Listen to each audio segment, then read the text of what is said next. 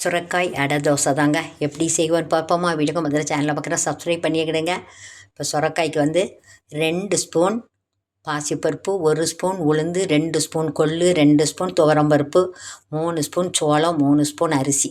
இந்த பெரிய ஸ்பூன் இருக்கும் பார்த்தியாலும் அந்த ஸ்பூனு தான் போட்டு நல்லா கலந்து பிணைஞ்சு ஊற்றிட்டு நனைய போட்டுறணும். 4 மணி நேரம் ஊற போட்டு மிக்சி ஜாரில் அவ்வளோத்தையும் போடுங்க.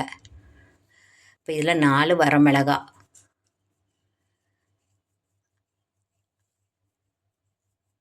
ரொம்ப சூப்பராக இருக்கும் பார்த்துக்கிடுங்க. லீவில் குழந்தைகளுக்கு இப்படி செய்து கொடுங்க.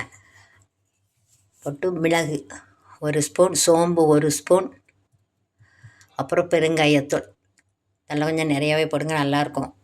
அப்புறம் இஞ்சி பூண்டு கூட வெட்டி போடலாம். நான் இஞ்சி பூண்டு பேஸ்ட் இருந்துச்சு, அதை தூக்கி போட்டேன் 1 ஸ்பூன் போட்டு நல்லா மிக்ஸி ஜாரில் அரைச்சி எடுத்து வச்சுக்கிடணும்.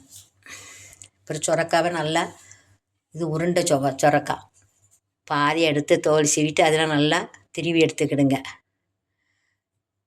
அப்புறம் இந்த மாவில் மஞ்சத்தூள் உப்பு போட்டு நல்லா கலக்கி தோசை மாவு பதத்தில் எடுத்து வச்சுக்கிடணும் பார்த்துக்கிடுங்க.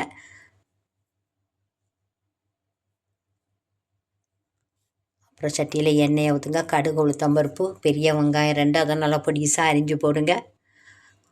அதுக்கப்புறம் சுரக்காய் விட்டு லைட்டாக கொஞ்சம் உப்பு போட்டுக்கிடுங்க. உப்பு போட்டுட்டு நல்லா வதக்கிடுங்க. கொஞ்சம் வதங்கிடும் பார்த்தியலாம். அதுக்கப்புறம் கருவேப்பிலை அது கொஞ்சம் நிறையா போடுங்க. மல்லி இலை இருந்தால் போடலாம், மல்லி இலை இல்லை போடலாம், இல்லை முருங்கை இலையும் போடலாம்.